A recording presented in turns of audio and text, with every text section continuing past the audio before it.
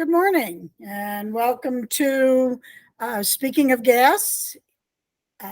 Thank you for tuning in today. This is a weekly look at what matters to you, the owner of oil and gas rights in Pennsylvania.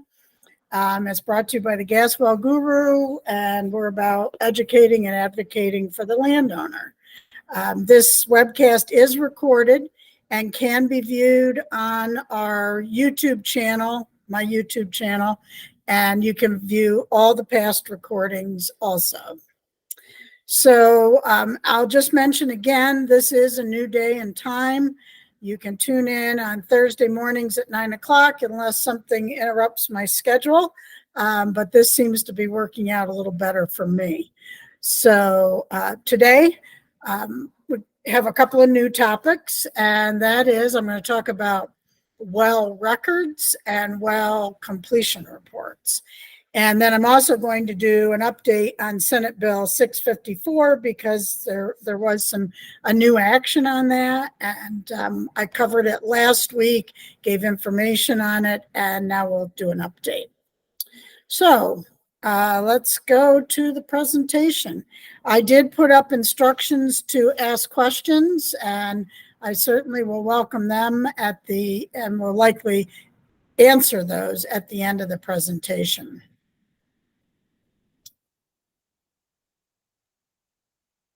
Okay, so again, not really anything to say about it, but this map I put up last week, and it's the active unconventional wells in Pennsylvania. So this week, I'm going to talk about some new documents that I hadn't discussed before.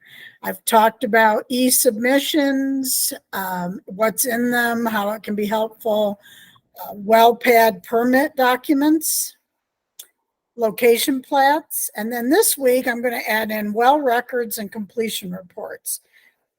And there's no doubt that there are many, many more reports that you can access.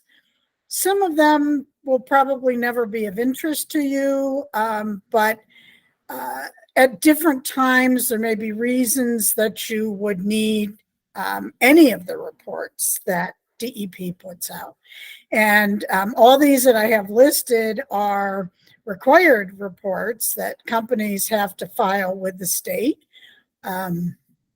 And there is accountability in these. What they put on these when they record the data is something that they are bound to be accurate in. We've talked about production reports and how they're required to report them, but there's no oversight. That's not the case with these reports that I'm going to talk about. So the first one I'll talk about is the well record. And there are two reports that they're similar, but there's some important distinctions about what's in them. So the well record has a lot of stats in it. The well type, the drilling method, and then very important to know is date. So the date drilling was started, the date it was completed. These dates can be very important if you're looking at, are they adhering to the lease? Did they meet the requirements of the lease as far as drilling and completing the well? There are casing, tubing, and cement specs. So when we talk about casing the water table and things like that, all that is in this particular report. There's a log in the form of a list of the formations that were encountered in the drilling, and also top and side views of the well bore. And then also a directional drilling survey. And that one, there's certainly some interesting information in it, but not something that most landowners are actually using. And then I'm going to talk about the completion report. And the completion report has the information about the frac stages. So how many frac stages there were, how many perforations there were per frac stage, and then also the stimulation fluids. And, this is something that's in the news very often about the stimulation fluids. How do you know what's in it? And, some of the anti-drilling people will say, we don't know what they're putting down. Well, this is the report that tells you actually what they're putting down. Okay, so what we're going to move to next is an actual well record, an actual completion report. And I'm going to go down through and show you what is actually available if you pull one of those for a well that you're part of, what information you can glean from it. So we're going to start with the well record.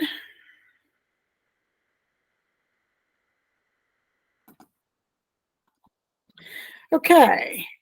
And note, this particular well record is for unconventional operators only. So this has information on it that wouldn't be maybe applicable to a conventional well. So apparently it is a different form. And to be honest, I didn't look at a conventional form.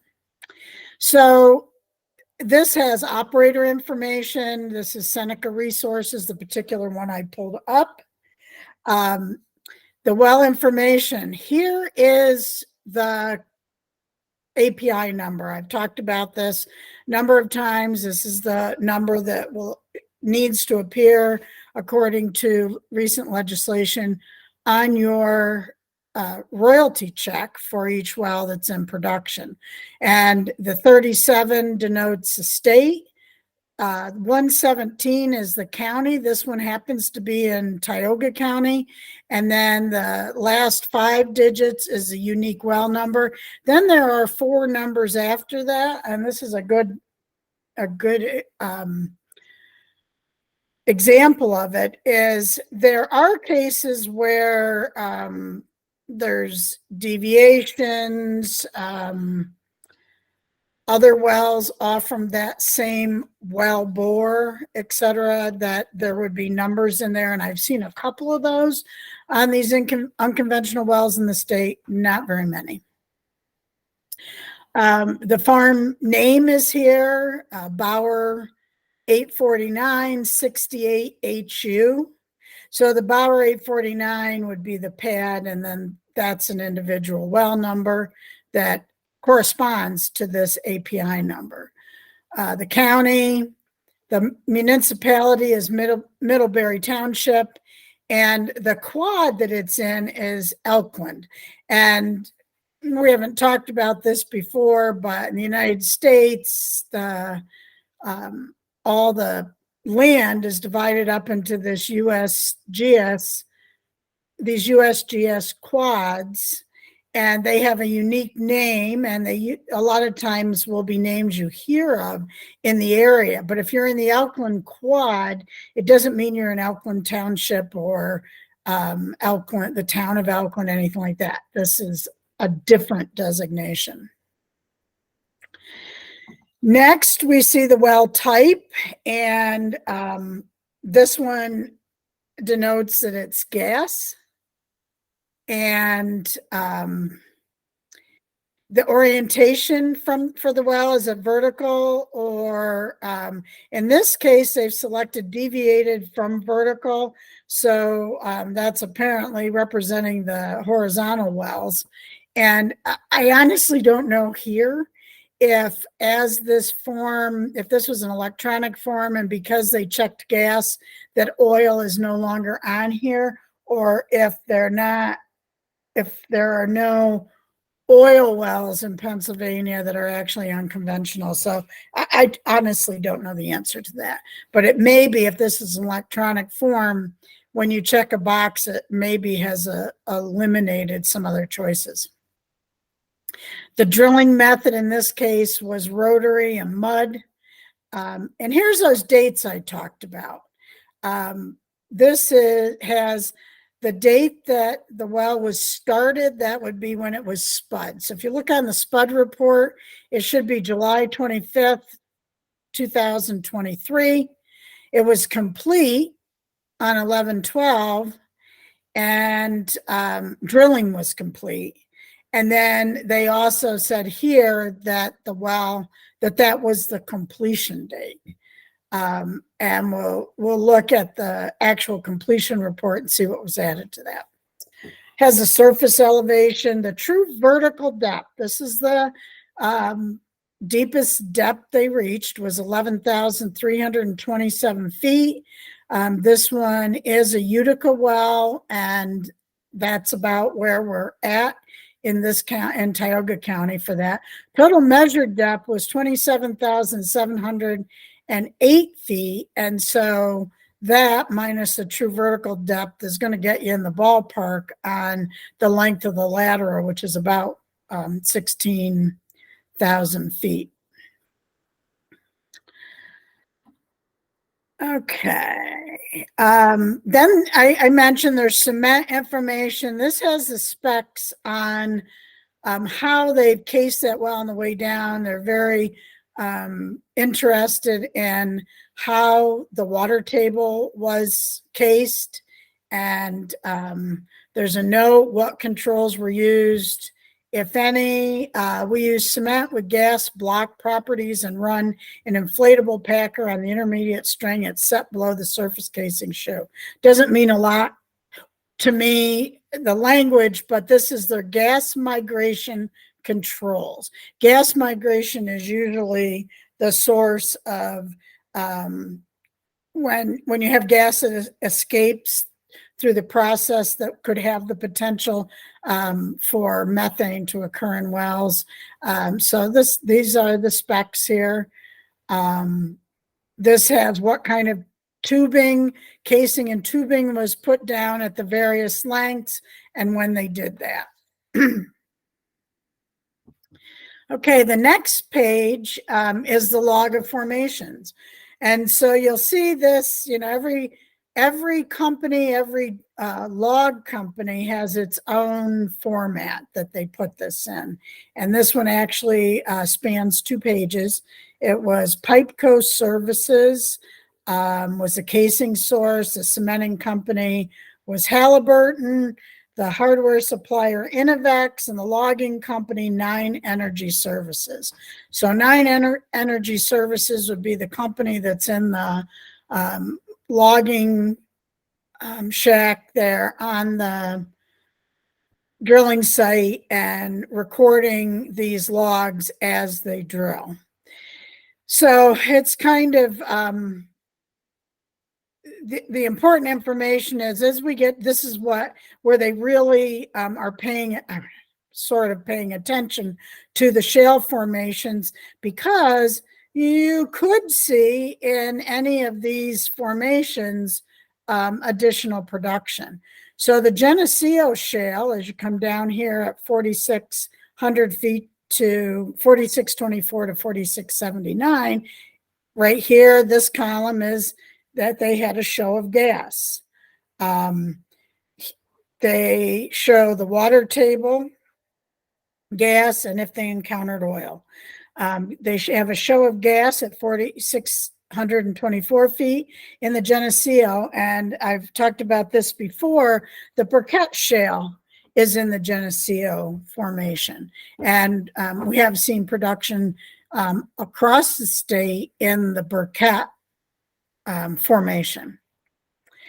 And then the Marcellus Shale, they're delineating at 5605 to 5665, so about 60 feet of Marcellus Shale here, and they are showing a gas show at that level. Then they drilled through the Onondaga limestones. Then we have the Salina group, well, a number of different groups on down through here. But as you recall, this is a Utica well. And so we have Queenston Shale, Bald Eagle Formation, Reedsville Shale, and here we are at the Utica Shale at 11,410 feet. So we're showing about 270 feet of Utica Shale, and they are showing a gas show at that level. So this is the log, tells you where they what their targets are, and so it's very possible that this could become a stacked play where they also develop the Marcellus and the Geneseo. I have not looked to see if there are either of those permitted on that pad, but I do intend to talk about stacked plays at a point because that's a very interesting development here in the shale. Okay. The other thing that's required in these reports is the top and side views of the well. So this view over here on the left shows how they came down, drilled, and actually moved that well bore backwards before they did the turn. So notice the landing point is right here, and we're sort of under the well bore, and so that avoids stranding gas in that area. And then this is the trajectory of the horizontal, and you notice that there's the horizontal actually the depth decreases, it moves up as they travel. And then the top view shows the well pad and right here, and the trajectory where they drilled. And then the last thing that I said, we don't see landowner. I have never really used this other than sometimes if I have to go back and glean some figures off from to figure what the actual length of the lateral is. This shows the trajectory with details, latitude and longitude of every step along the way. This is how they know exactly where they've been, and these are signed off on by a directional driller. The signature's not on this one, but at some point these do have to be signed and verified by a directional driller, which is like the equivalent of an engineer signing off on things. Okay, now we're going to move to the completion report. And they look a little similar on the surface, but definitely different information. So the completion report has all the same information at the top to identify this. And this is a different well because the completion report was not up yet for that Bauer well. This is the PERL 103 well pad. The company is Penn Energy Resources, LLC, and this one is located in, I should have picked a different one, Connoquenessing Township in Butler County, and it's in the Evans City Quad. So this is going to talk about what fluids they used and information on the stimulation, the perforations, etc. Okay. This one is water allocation. This talks about the water that was used in all the wells on that pad and where it came from. The Western PA. Okay, I have to go back. I don't know what authority is requiring that, if any. Those reports are required by the Susquehanna River Basin in the eastern part of the state. So this is a perforation record, and this is interesting because this one I happened to pull up is a Burkett well. And this is the one that made me think that we needed to talk about stacked plays, because this pad has Burkett wells as well as Marcellus, I believe. They're the two. And actually, I want to say the depths were very close, but I'm going to talk about that in another week. This shows when they perforated, and in case you don't know, they drill that horizontal well bore, and then along that well bore, they have stages, and you see those. This one has 47 stages along the well bore, and it has a perforation date, and they're different along the stages. They didn't perforate this all at once. They did it from the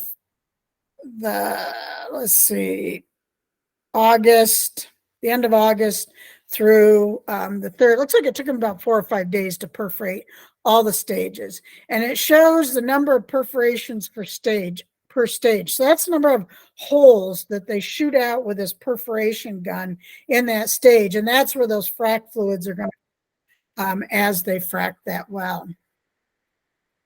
So there's your information about how many stages the well has.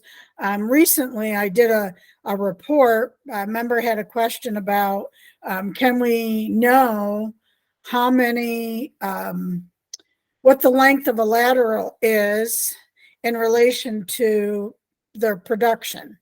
And part of that is the number of stages is something that kind of factors into that. So this is where you get that information from.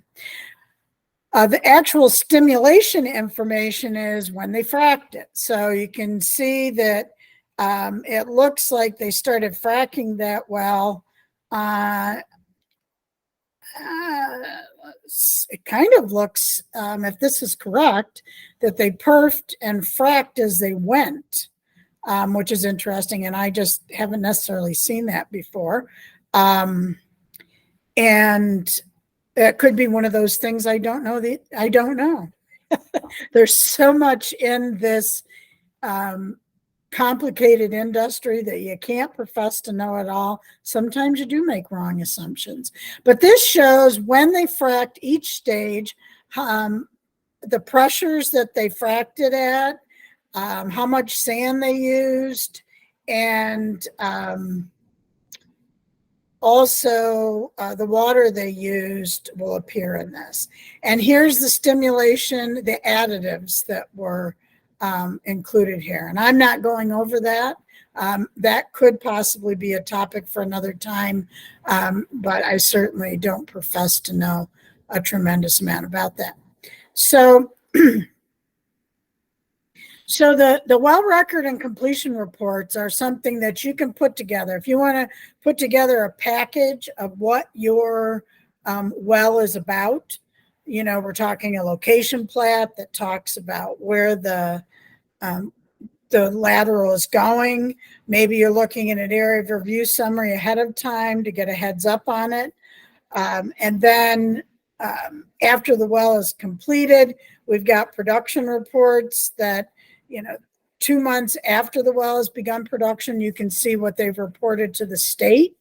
And then these completion reports can, if you're the landowner with the rig up, you're probably watching this and you probably know when they did some of these things. Although I encounter a lot of landowners that don't understand a lot, are a bit intimidated by, talking to people on the well pad, etc. If the well pad's on your property, it's great to build a rapport there. I can see a great idea that, the person that has the well on their property, maybe they're getting some information. That'd be a great time to have some neighbors in for coffee and talk about it as that continues.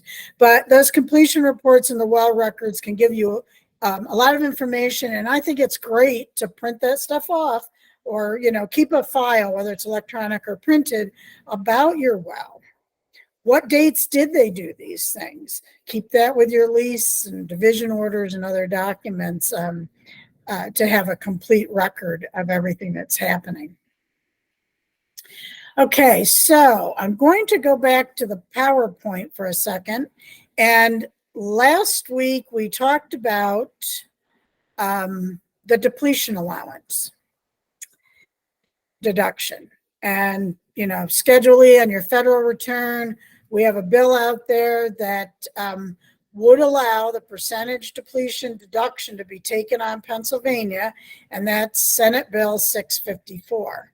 And Senate Bill 654, I said last week, was awaiting action in the House, and we have had a bit of progress on that.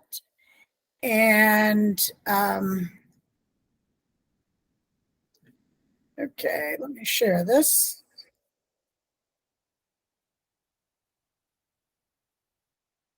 Okay. So it was in committee yesterday, actually, the finance committee, and they considered it, they added language to it. And this is a page from the Assembly, PA Assembly. And if you look up this bill and you look up the history on the bill, this will show. And then actually, I think I'm live here. If you click on the votes, it'll show that in the Finance Committee of the House, it received a vote, and there were only 2 dissenting votes on it. So it did pass out of this committee.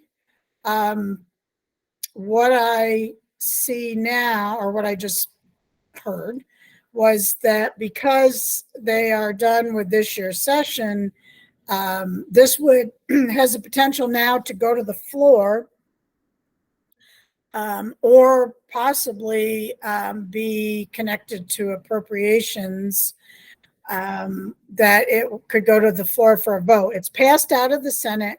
It's now in the House. If the House agrees to it, and it was amended. I don't mean to be stuttering around about this, but actually, let me just open this since I'm sharing the screen. Okay. And this is how they amended it. They changed the language. And so this bill in its simplest form would have given you the right to deduct percentage depletion if you are eligible for it on your federal return. Typically royalty owners, that's what they take. There was some concern that owner could take the deduction for percentage depletion and then, or for cost depletion, and when their basis was depleted, switch to this. And this would not allow that to happen in Pennsylvania. So if you have a cost basis in the property, they don't want you to be able to take this deduction beyond that. So not unreasonable, and probably really not going to affect the majority of owners of oil and gas rights in Pennsylvania. So it passed out of this committee, and now it has the opportunity to come to a floor vote in the House. And if it's passed in the House, then it has to go back to the Senate because it was changed. And then it would have to be voted on again in the Senate before it could be passed and go to the governor. So there's where we are on that. Not likely that, well, I think probably impossible for anything to happen on this before March. So there's a little update on what we talked about last week. So let me go back here. Make sure I'm not sharing any of these screens, and I'll wrap things up for today. If there's any questions.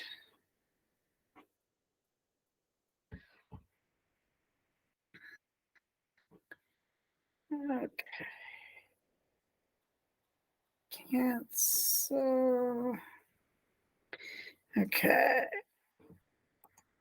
Okay, hopefully you're seeing me again.